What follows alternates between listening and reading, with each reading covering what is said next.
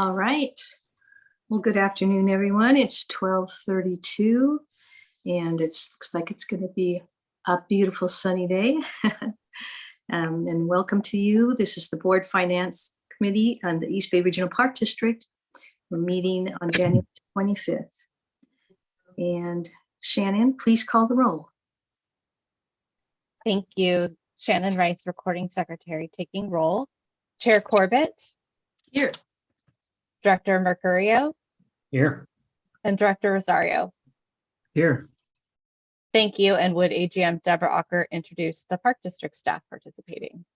Thank you, Shannon. Yes, I'm Deborah Ocker, the Assistant General Manager of Finance and Management Services, and we have many Finance Department staff with us today. We have Deborah Spalding, Assistant Finance Officer, Christina Crosby, our new Assistant Finance Officer, David Sumner is our Audit Manager, and Kim Belingit is our Accounting Manager. We also have some special guests today that are going to do presentations from our audit firm, and we'll go ahead and introduce them when we get to that item.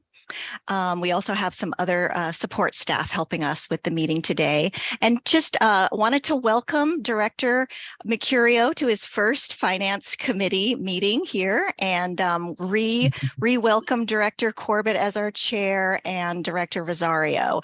You know, this committee has a lot of documentation that we provide to you, and we really appreciate you going through this with us and any feedback that can make it easier for you throughout the year. So thank you.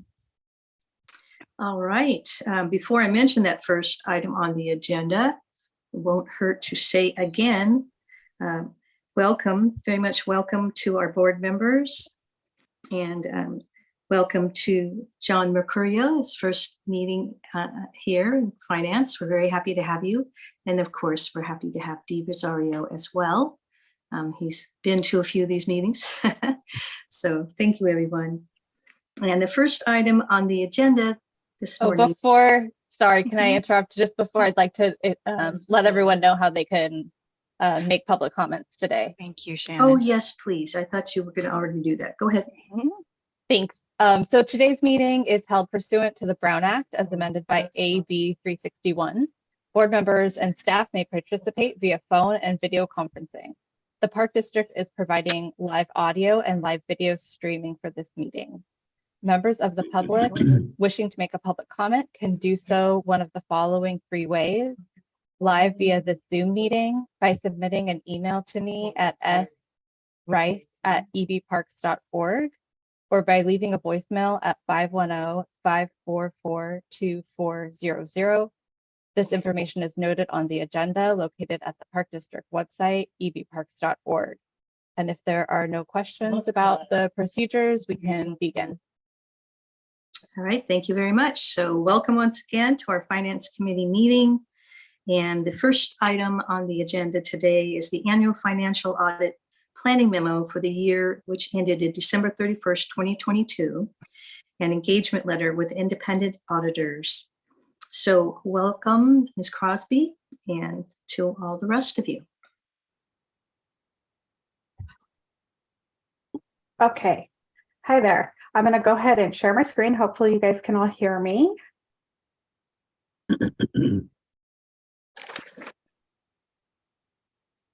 Okay. Let me know if you can see that. Got it. All right, perfect. All right, good afternoon. Christina Crosby, Assistant Finance Officer. Today, I am here to present the 2022 Audit Plan and Engagement Letter and welcome Audit Partner Lindsay Zimmerman from Brown Armstrong CPAs. She will be providing an overview of their specific responsibilities and approach to the annual audit. Also in attendance today is Kim Belingit, our audit manager, or our accounting manager, who at this is I want to point out is the district's lead in coordinating, managing, and accounting in our audit process. As a reminder, the board appointed Brown Armstrong in September 2019 as the Park District's independent audit firm for 3 years, starting with the audit year 2019, with the option to extend for 2 additional years through 2023. So I want to start out by briefly outlining the various roles and responsibilities as stated in the board operating guidelines. The Finance Committee has a direct reporting relationship with the audit firm and oversees auditor selection. The committee is responsible for reviewing the scope of the audit engagement, receiving the required communication from the auditors, and providing recommendations to the board of directors.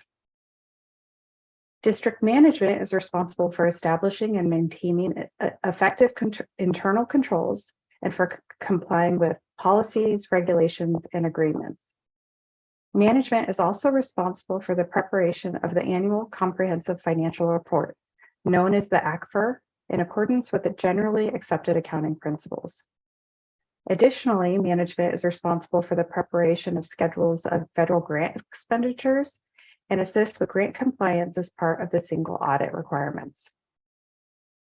The audit firm is responsible for performing their audit in accordance with government auditing standards and expressing an opinion on whether the Park District's financial statements are presented in accordance with generally accepted accounting principles. The scope of the audit work includes auditing the ACFR, compliance with the Office of Management and Budget Uniform Grant Guidance for the single audit, the GAN appropriation limit, and providing technical assistance with GASB 68 and 75 for note disclosure, pension, and other retiree benefits and reporting.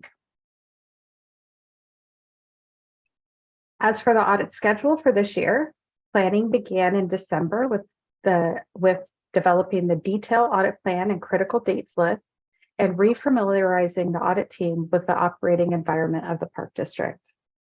The interim audit work kicked off this month on January 23rd, so this Monday, for 1 week.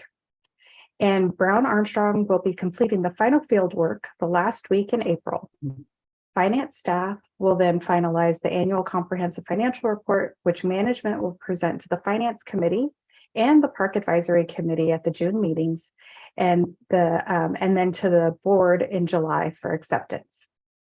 And this just concludes my brief introduction to the audit process.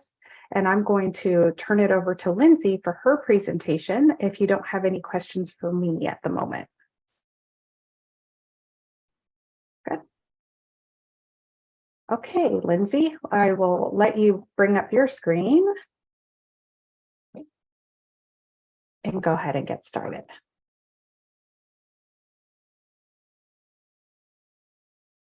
Okay.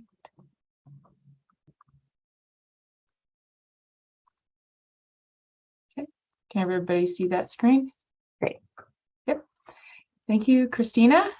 Just wanted to say thank you all for taking time out of your busy schedule for us to present our proposed audit plan. Christina did a great job of already recapping a lot of the information, so I will just touch on some highlights as part of our proposed audit plan. And again, my name is Lindsay Zimmerman. I'm the audit partner on the engagement this year. And also I have with us Crystal Sampson, who is our senior on the engagement. So she's also on the line. Thank you very much. With that, just as a summary, that I will be presenting our audit approach. And with the contents of my proposal of the audit approach, I will go over our engagement team, our audit objectives, our audit approach in general, the reports we expect to be issued, and the GASBs, that accounting pronouncements that are applicable to the district, and also open up for any questions that you might have at the end.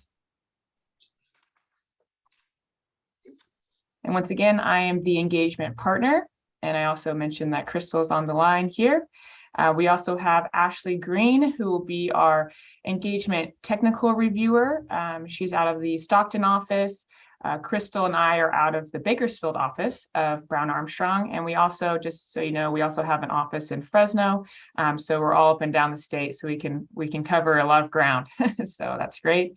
And then we also have 2 engagement staff helping me this week as part of our interim testing, and that is Angela and Raymond.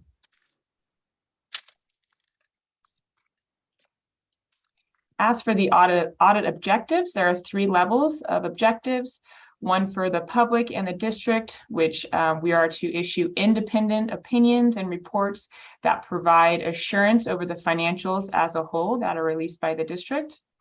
And then as for you, we are assisting in a discharging of your fiduciary responsibilities as the Finance Committee and Board. And then also for management, we also look at in detail and perform some observations and give advice on areas that we think could improve on either the financial reporting, accounting, or any internal controls that we have noticed from our other clients that we can bring to the table.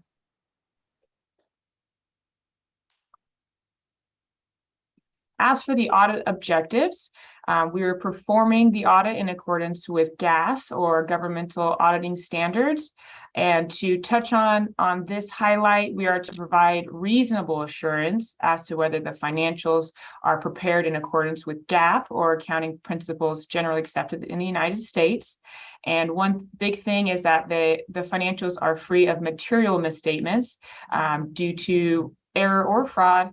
And so with that, we can't look at every single transaction. So we do have materiality on our side as part of the audit. So we just make sure that the financials are reasonable and materially correct.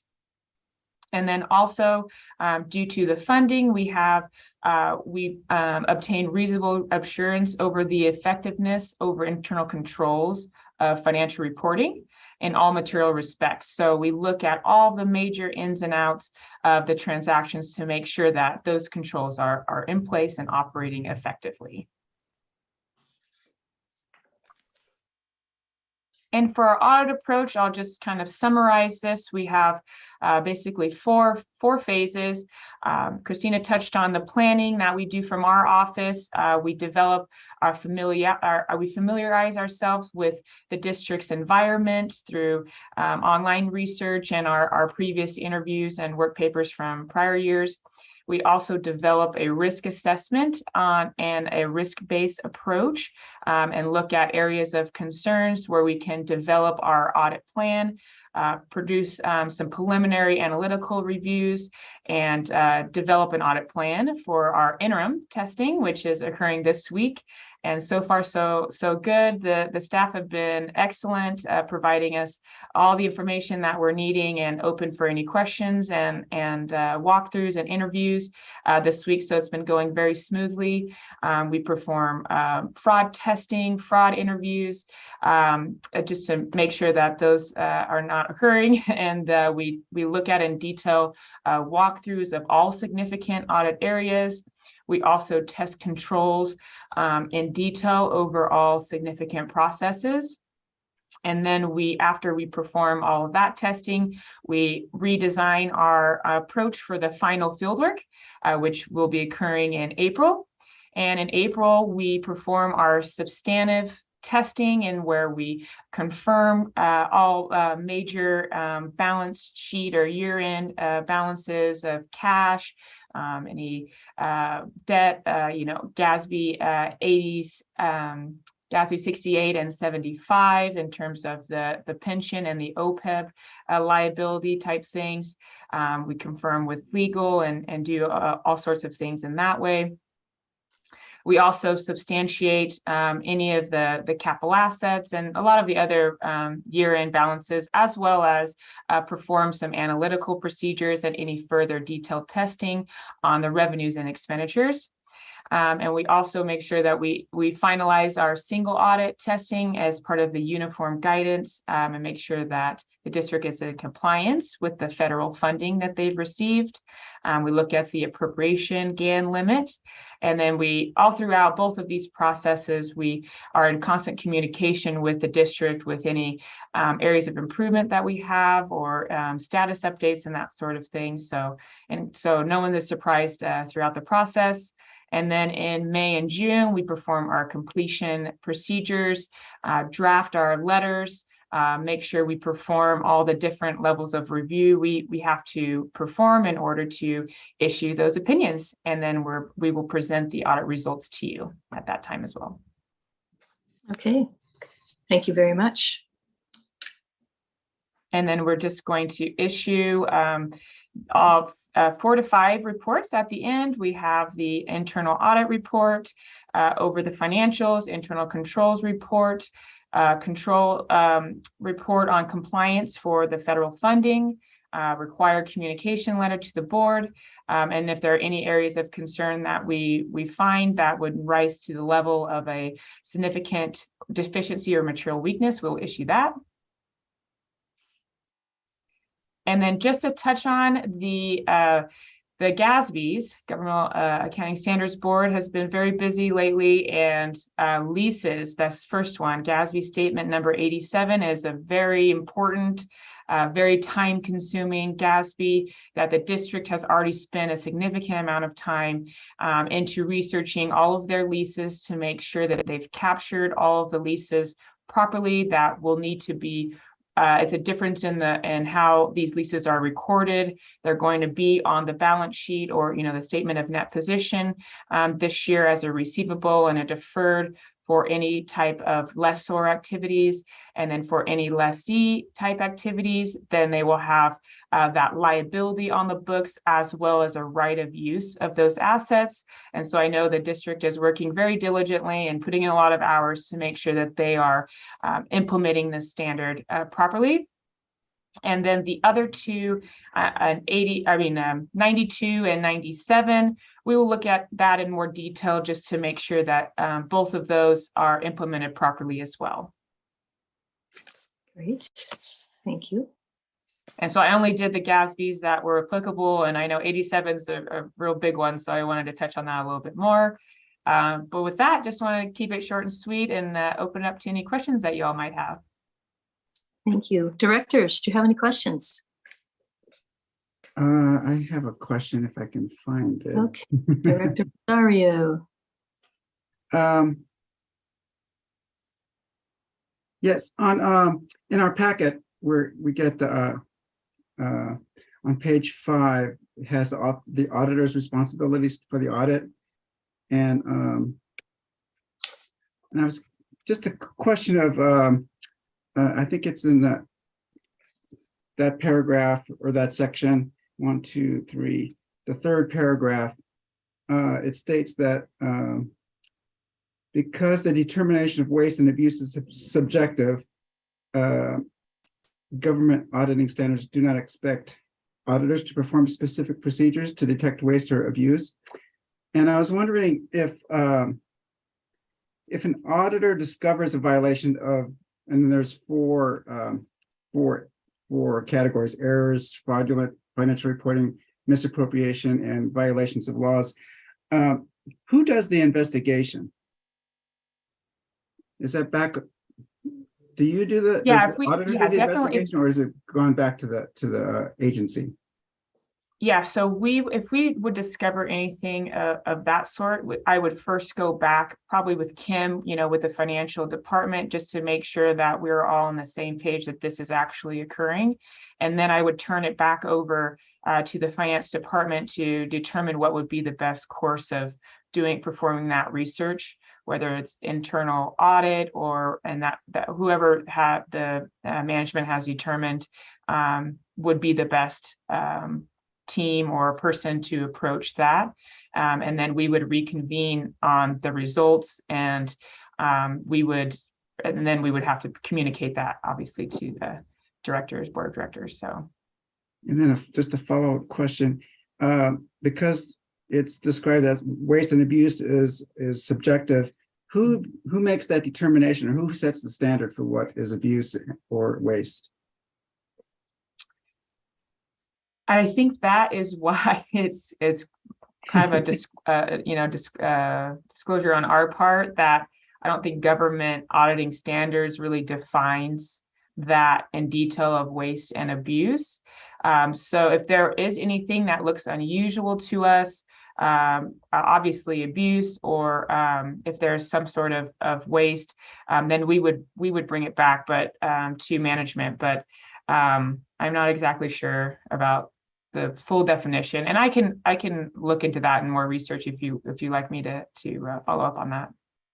Okay, thank you. And then I think this is more for Deborah, but on page 8 of our packet, Yeah. there's just I think there's a little typo, but I'll get that to you offline. I think Okay. it's so minor, but Okay. it just Great. just didn't sound right.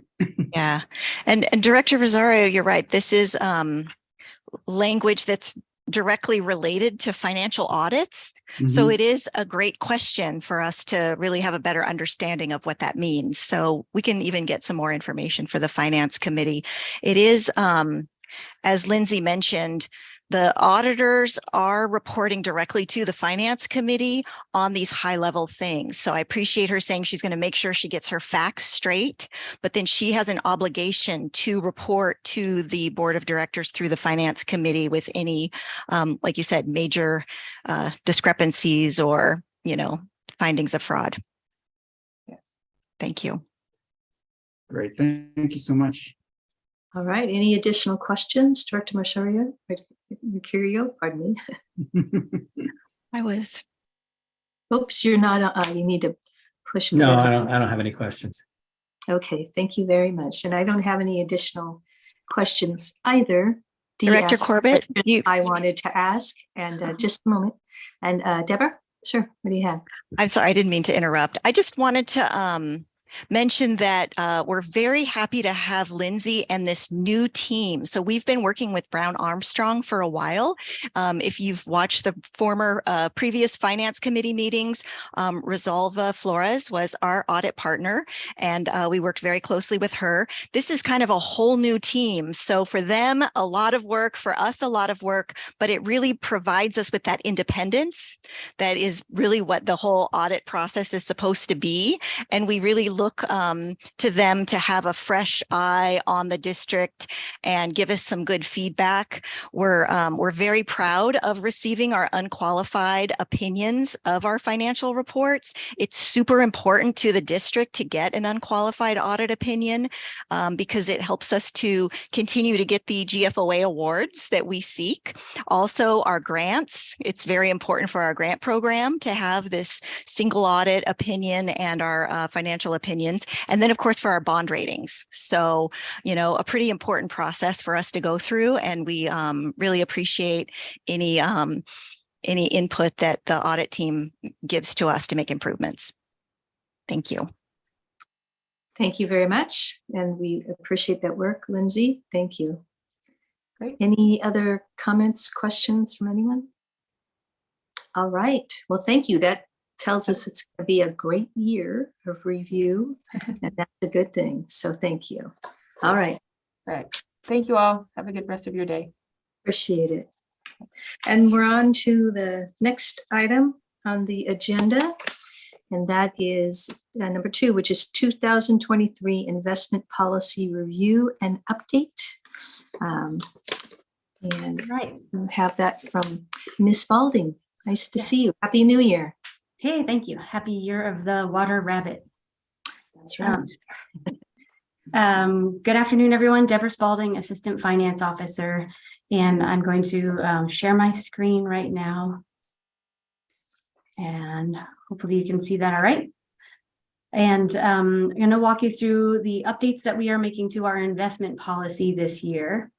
I'll give you a bit of an overview of what the policy is first. So having an investment policy is a best practice. It's not required by the government code. The government code lays out very specifically what local governments can and can't invest in. But having our own investment policy really helps us to hone in on what we want to do with our investing our cash. And all government agencies have these 3 main objectives, which is safety being the most important for making sure that our investments are safe. Liquidity, so that we can liquidate funds when needed, so that we can pay our bills, pay our employees.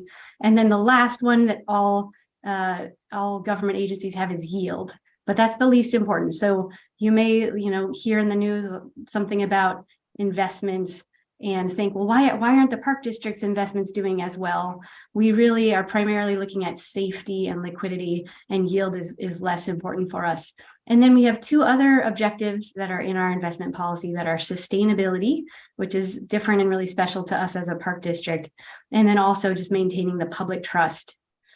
And so we have investment advisors. PFM is our investment advisor, and Allison County is here from PFM, and she would be able to answer any questions that you have that get into the specifics. So they help us, they manage our investments for us, and they help us review our investment policy each year. And if there are any changes that are recommended or that come out through state law, as there were in this prior year, then they'll help us incorporate them into our investment policy. And so specifically, the Finance Committee has some investment duties. The treasurer is responsible for overseeing the park district's investment policies. And it does say policies, so that we have our main investment policy, which we're looking at today. And then we have a separate investment policy for our East Bay Regional Park District Retirement Fund, and another investment policy for our pension trust, because those funds are invested differently because they're for retirees and for retiree medical. And then the Finance Committee will review the investment policy each year, and then also we'll be bringing you quarterly investment reports. And you'll also get updates from PFM, who are our investment advisors. And then lastly, the investment policy says that the board of directors is delegating the responsibility for investments to the CFO.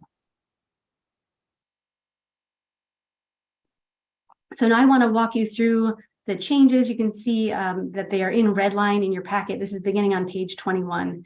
And the changes are really pretty minor this year, but I'll just walk you through them. In section 2, there's a change to the name of our annual comprehensive financial report. So just switching the words around a little bit. And that's something that's happening government-wide. Everybody's changing the name to the ACFR. So we changed that in our investment policy. That was on page 21. If you flip to page 24, section 9, at the last paragraph, which continues on to page 25, there's a change here, and this was a change that was made at the state level, and clarifying the settlement date for transactions, so that it has to be within 45 days. And this was made really to clarify maturity calculations, and it could, for some agencies, increase investment options. Per PFM, this is not really anything that's going to be changing anything for us, but because that change was made at the state level, we've now added it to our code as well, to our investment policy.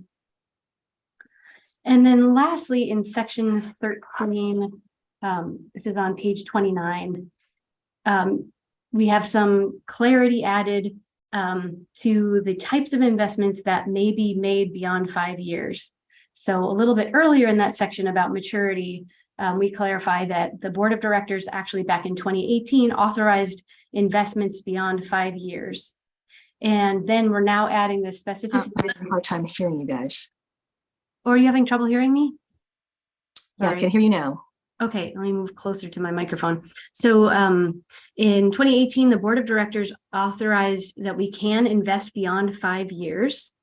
And now we're adding some clarification to that language to say that there are certain investment types that may exceed 5 years, but not all investment types. So the ones that can exceed 5 years are U.S. Treasuries, federal agencies, including agency mortgage-backed securities, and municipal obligations. But you see that we could not invest in corporate notes, for example, beyond 5 years. So that would be outside of government code. And I believe that is the last. Oh, sorry, one more thing. So we wanted to bring your attention to the fact that we have, and I alluded to this earlier, that we have this sustainability language now included in our investment policy. It was added back in 2020. So it's environmental social governance, ESG screening. And so each quarter, you'll be getting a report as part of the quarterly report that looks at mostly our corporate investments. And you're giving them that a company called Sustainalytics is giving them a score from 1 to 100. A low score is better.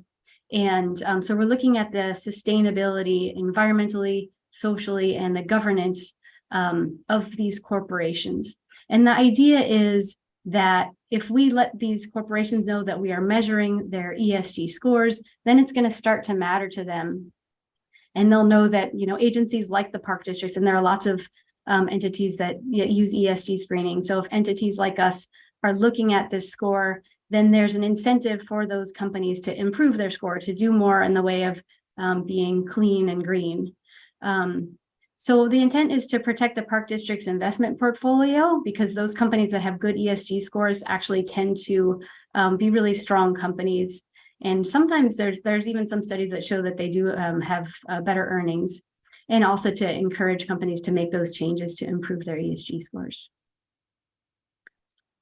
So our requested action is for you to, review the investment policy and then recommend it to the board of directors for approval. And I'll drop my screen, and Allison County is here from PFM, and she can answer any questions that you might have. That would be, if I can stop sharing my screen here. Come on. Okay, I might need help with someone. Can someone help me stop sharing? Thank you. Here we go. All right. So happy to take any questions you have. Thank you very much for that great explanation. We have a question from Director Rosario. Yeah, it's not one of the items that was changed, but there was I read that there is a policy of there's a one section, I think it's on page 23, and it mentions a debt, that we don't have a debt issuance policy. Do we need to have one, or should we wait till that need ever arises? Is it, sorry, I'm trying to see. So it says that we don't have a debt policy? We don't have a debt issuance policy. Oh, we actually do have a debt issuance policy. So we should update that. Do you That's what On page 23. bottom of 22 and the top of 23. Oh, right? yes. Okay. In the absence. Okay. So it says, in the absence of a debt issuance policy, there should not be a reliance on short-term borrowing. So let me talk with PFM about how we could maybe clarify that, because we do actually have a debt issuance policy, and that was approved by the board maybe like, I don't know, 5 years ago or so. Yeah, that's good to know. Yeah. I thought that was odd, but anyway, and then if somebody could, I know I asked this question before, I just don't remember. Could someone define what a commercial paper is? Yes, it's a type of investment, and I'm going to turn it over to Allison to describe that in more detail.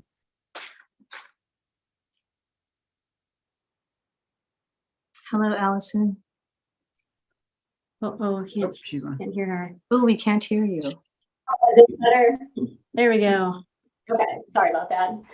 Yeah, so commercial paper is a short-term investment. Commercial paper, the longest is usually out to 270 days. And it's issued by banks or corporations to fund their short-term debt obligations, or their short-term operating obligations. So it's kind of similar to a corporate note, a corporate bond, except that it has a very short maturity. Yeah, the reason I brought it up is because I noticed that sometime in the future, I think it's 26, it actually restricts us to the amount of commercial paper that we can have on our investment policy. Yeah, so that was I think it was 2 years ago now, code made a change. So the maximum allowed in commercial paper by government code was 25% of your portfolio. A few years ago, some code changes increased that to 40% of your portfolio, only for certain agencies. Mainly the agency had to have over $100 million. And that code change is set to sunset on January 1st, 2026, unless it is extended. And so that's why. So assuming that that's not changed, that code is not changed, then on January 1st, 2026, the amount allowed in commercial paper will go back to 25%. Great. Thank you so much. And Allison, that doesn't necessarily affect our current portfolio because we are not anywhere near the maximum. We don't typically have a lot of commercial paper. Is that correct? Yeah, that's correct. I believe you don't have any right now. I don't think so. Given the longer term nature of the portfolio, we don't utilize it too much. Correct. I'm Thank just going to point out one more thing, which is in the back of the investment policy, there's actually a glossary. It's definitely not nearly as much as what Allison just explained, but that term corporate note and commercial paper, those are defined. So if you ever want to Okay, thank look you. anything up. I missed that. Very nice to have those descriptions, though. Yes, I really like the glossary. Thank you. All right. Any other comments or questions from members? Okay. All right. Well, this item needs a vote. Would anyone like to make a motion? I'll make the motion to approve. Okay, very good. And do we have a second? Second from Director Mercurio. All right, please call roll. Thank you. Shannon Wrights, Recording Secretary, calling roll call vote. Chair Corbett, Aye. Director Rosario, Aye. and Director Mercurio. Aye. Thank you. Unanimous.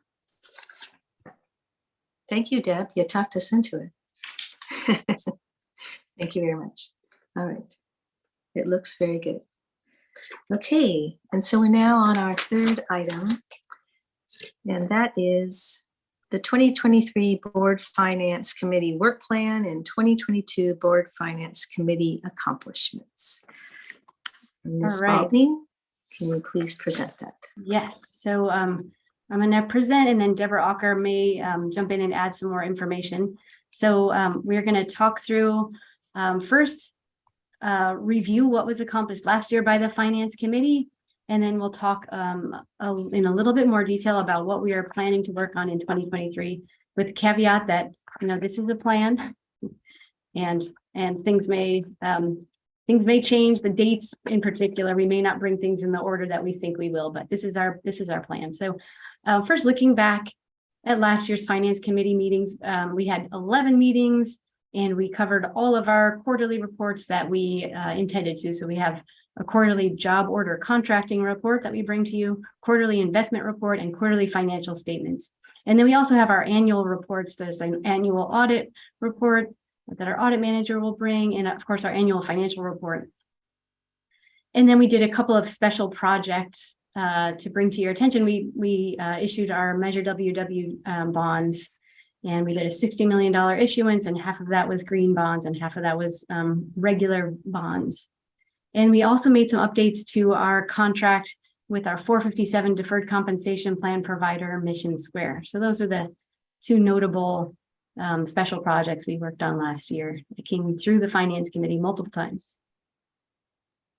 And so then looking at the Finance Committee work plan, so this starts on page 42 of your packet, and just a few things we wanted to bring to your attention and that you'll ideally be seeing coming in the order that we have listed here. So in the February meeting, we're going to be bringing you some information about a finance strategic plan that we're embarking on. We've issued an RFP, and we'll be bringing you our consultant selection. And then later on in the year, we'll be presenting what the recommendations are for that strategic plan and how we're going to implement it.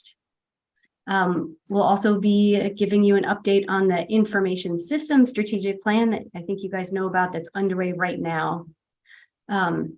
We are planning to issue most likely promissory notes, but we'll be bringing to you the financing plan for the construction and improvements at Peralta Oaks North. And then lastly, planning to work on a long-term capital funding plan for the whole park district for district-wide projects.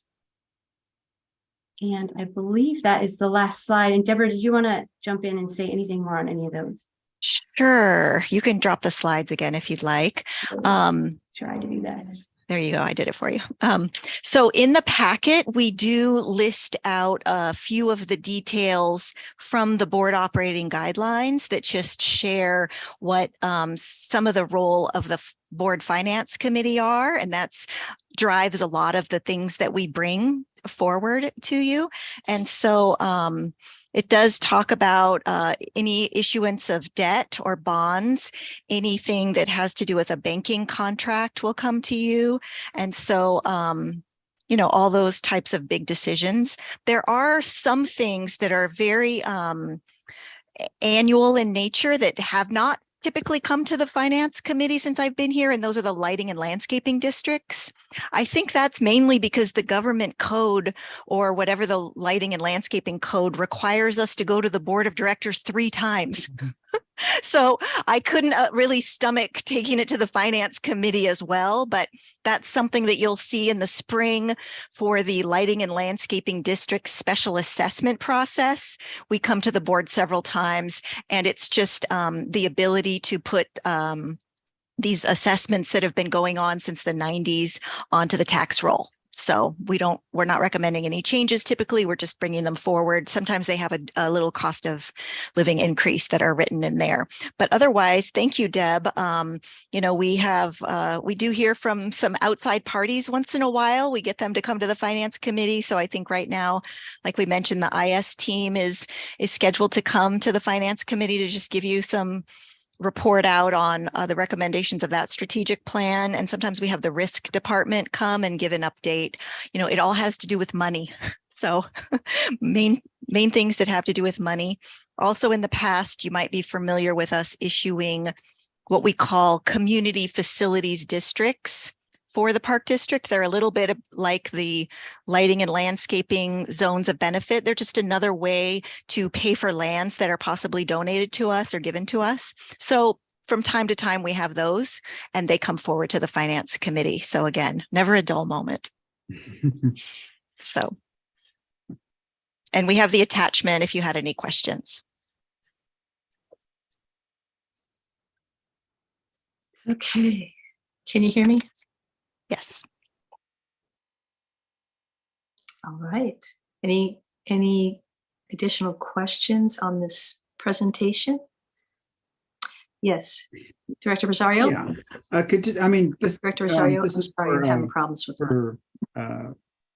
For the public as well as our new director. We're going to incur a lot of cost because of the storm damage.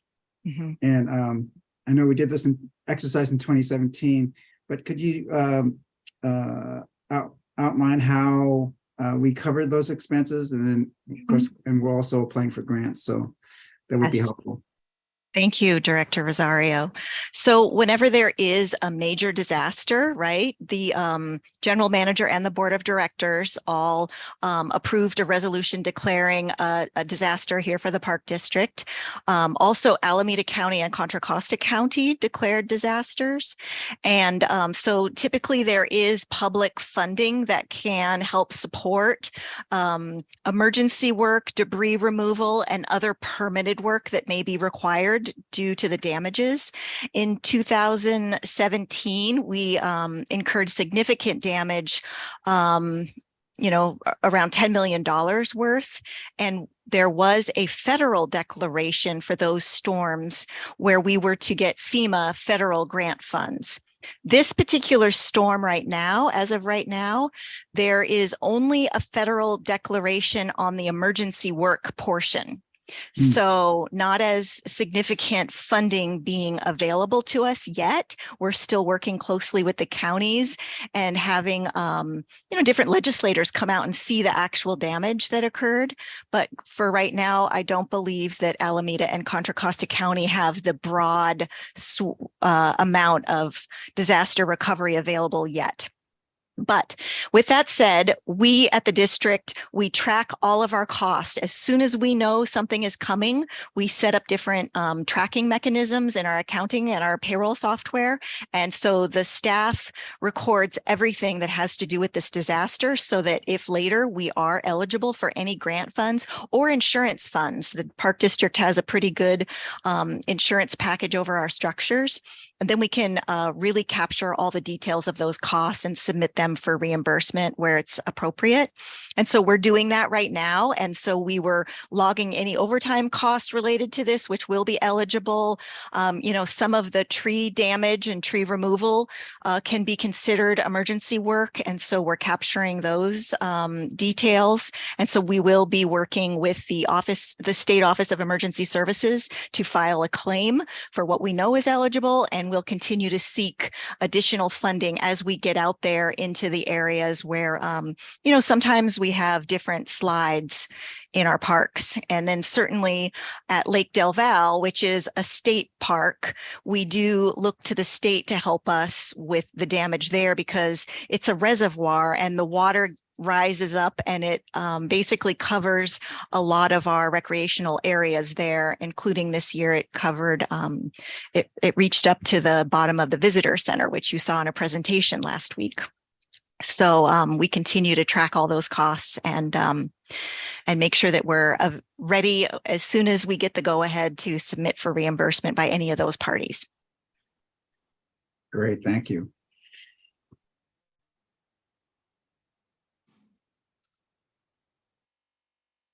All right. Thank you very much. And thank you for that presentation too, Deborah. Can you hear me? I know my... Yes, we can hear you fine, Director Corbett. Can you hear me? Yes. Can you hear? I think our next item is public comment, right? Yes, it is. I'm looking at my agenda. So I was just making sure there was nothing else to talk about on Deb Spalding's item. All right. So yes, public comments. Is it anyone here that wants to speak publicly? I have Kelly Abreu who would like to make a public comment. Okay, very good. All right.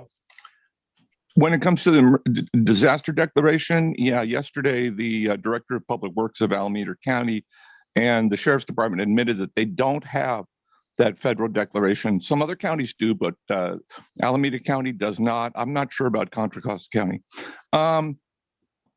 And when you're doing this finance stuff, a lot of it is forecasts of future revenues. That's how budgeting works. There's income, then there's outgoes, and then some of the income is forecasted income over the next few years.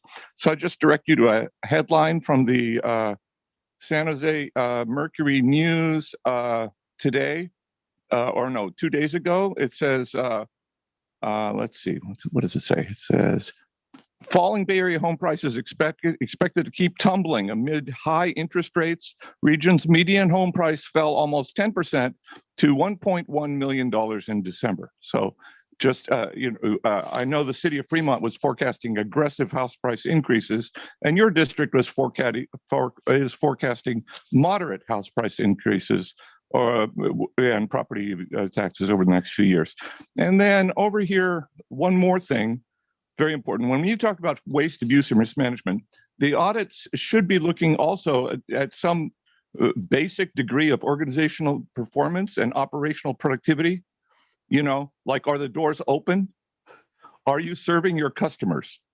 Every Bay Area agency was affected by the flood emergency, and EBRBD, for its part, closed many regional parks for nearly a week due to seemingly unique factors that apparently didn't affect Mid-Peninsula and Santa Clara County parks.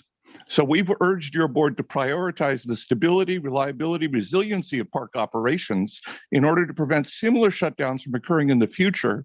This includes reevaluating and revisiting operating procedures, maybe with the help of your accountants, policies, personnel, training, and the district's commitment to public service.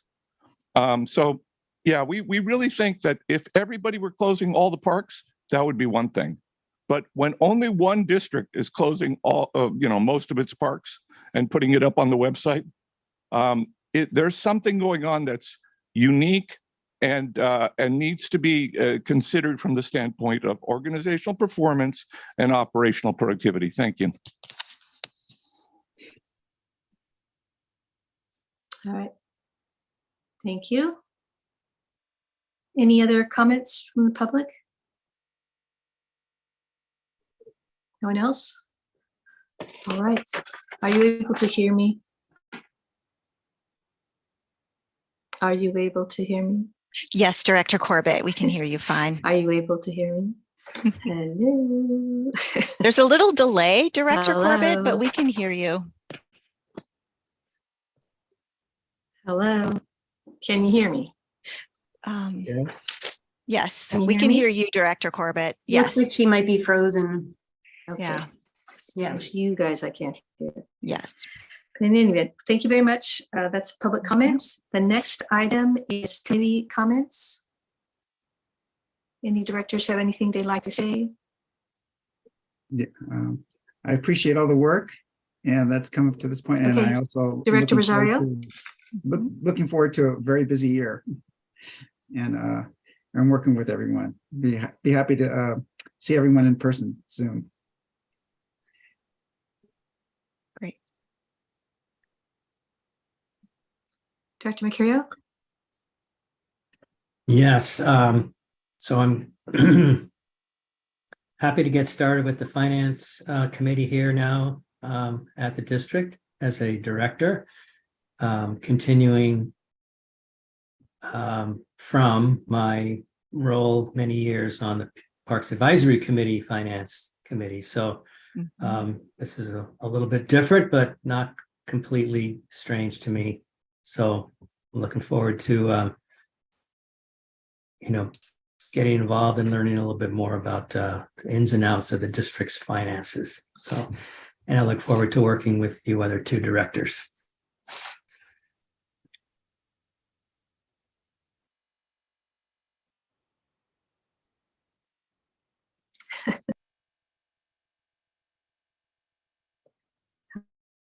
Okay, Director Rosario, Director Mercurio. Did you finish your comments? I'm sorry, I did. Okay, very good. My apologies for whatever my computer is doing. All right. Any other committee comments? If not, any other I have comments? one more thing I wanted to make. I'd like to, before we close, I'd like to close in memory of Alice Earle. She was the Park District's accountant supervisor for many, many, many years. She just passed away this weekend. She was beloved, and she was just an incredible person. And so I just wanted to close in her memory.